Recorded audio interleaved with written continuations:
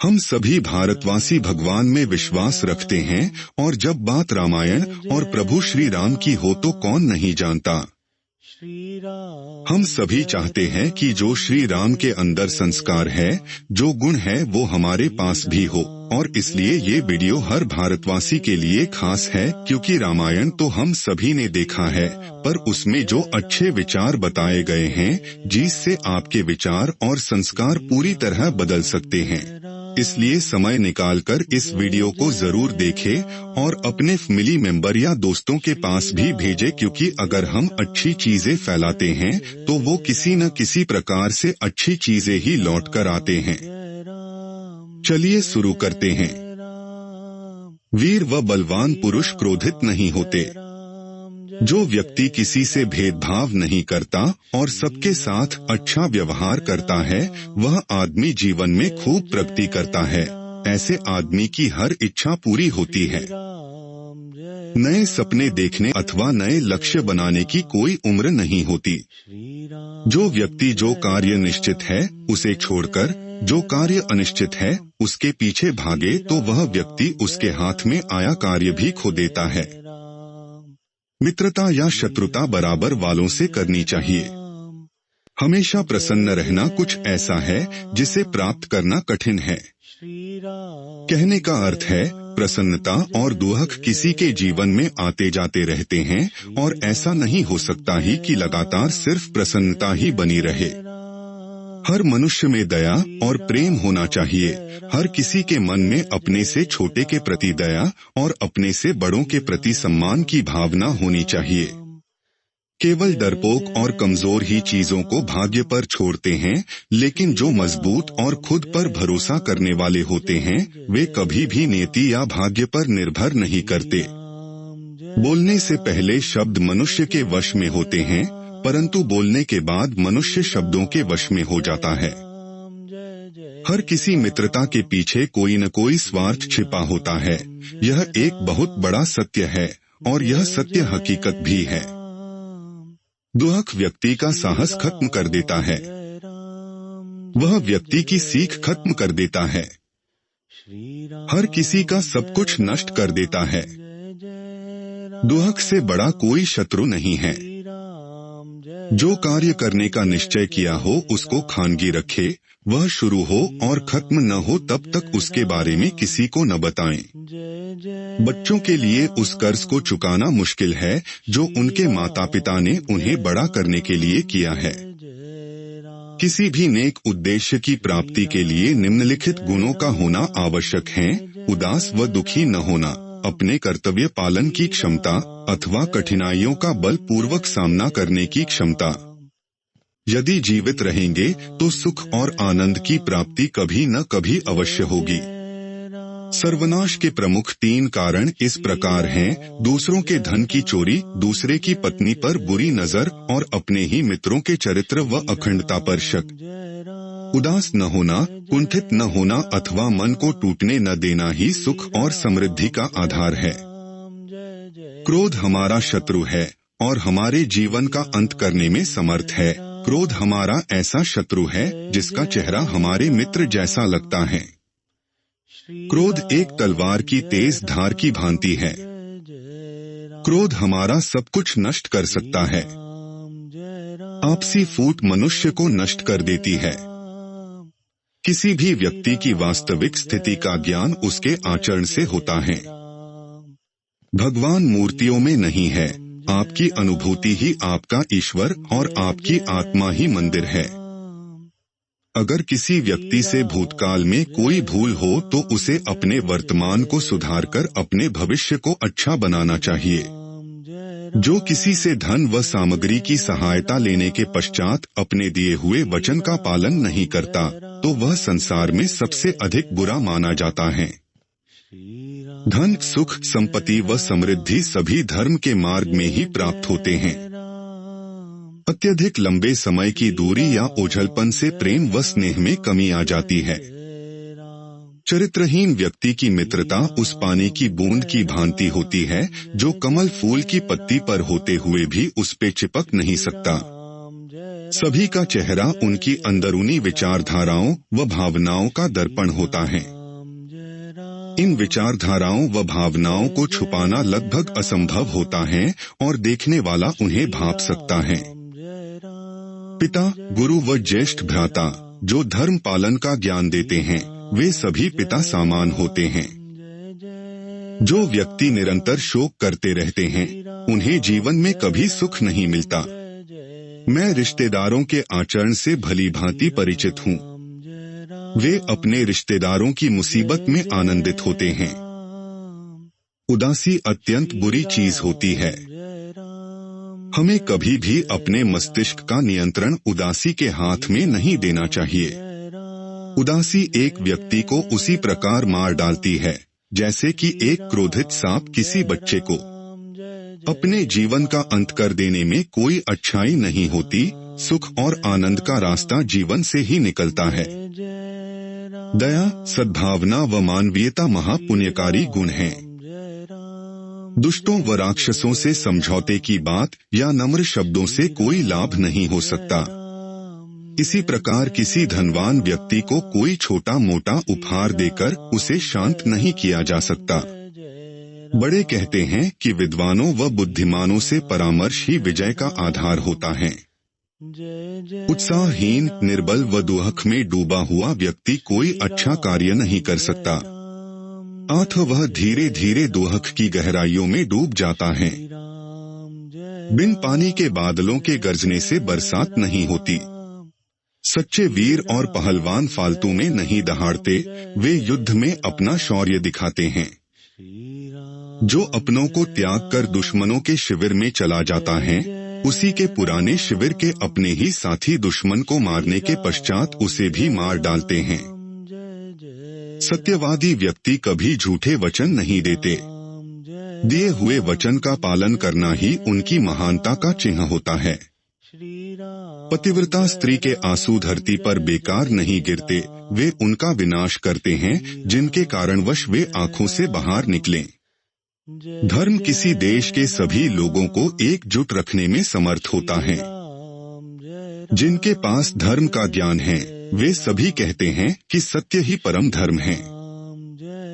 अभिमानी व्यक्ति, चाहे वह आपका गुरु, पिता व उम्र अथवा ज्ञान में बड़ा भी हो, उसे सही दिशा दिखाना अति आवश्यक होता है। दुहक ऐसी वस्तु है जो ज्ञान और बल दोनों का विनाशक होता है। दुहक से बड़ा कोई शत्रु नहीं होता। झूठे व्यक्ति से लोग उसी प्रकार डरते हैं जैसे जहरीले सांप से। धर्म सत्य में ही समाया हुआ है और ये संसार सत्य द्वारा ही चल रहा है। चाहे चंद्रमा की सुंदरता चली जाए, हिमालय हिम रहित हो जाए और सागर जल रहित हो जाए, तो भी मैं अपने पिता को दिया हुआ वचन नहीं तोड़ूंगा। उत्साह में अपार शक्ति होती है। उत्साहित व्यक्ति के लिए कुछ भी असंभव नहीं होता। जानबूझ के मौत के मुंह में जाने वाले को कोई भी अच्छी राय न तो सुनाई देती है और न ही भाती है। दुहक हो या सुख, मित्र ही मित्र के काम आता है। मानव गलती कर सकता है। ऐसा कोई भी प्राणी नहीं जिसने कभी कोई गलती न की हो। जो क्रोधित है वह इसमें अंतर नहीं कर सकता कि क्या बोला जा सकता है और क्या बोलने के अयोग्य है। ऐसा कोई अपराध नहीं है जो क्रोधित व्यक्ति नहीं कर सकता। ऐसा कुछ भी नहीं है जो वो नहीं बोल सकता। दूसरों की संपत्ति को चोरी करना, किसी अन्य की पत्नी की लालसा करना और मित्रों की ईमानदारी और चरित्र पर शक करना, ये तीनों व्यक्ति को विनाश तक ले जाते हैं। बोले गए शब्द ही ऐसी चीज हैं जिसकी वजह से इंसान या तो दिल में उतर जाता है या फिर दिल से उतर जाता है। अपनी बातों को हमेशा ध्यानपूर्वक कहे, क्योंकि हम तो कहकर भूल जाते हैं लेकिन लोग उसे याद रखते हैं। नदी में गिरने से कभी भी किसी की मौत नहीं होती है। मौत तो तब होती है जब उसे तैरना नहीं आता है। परिस्थितियां हमारे लिए समस्या नहीं बनती हैं, समस्या तो तब बनती है जब हमें परिस्थितियों से निपटना नहीं आता।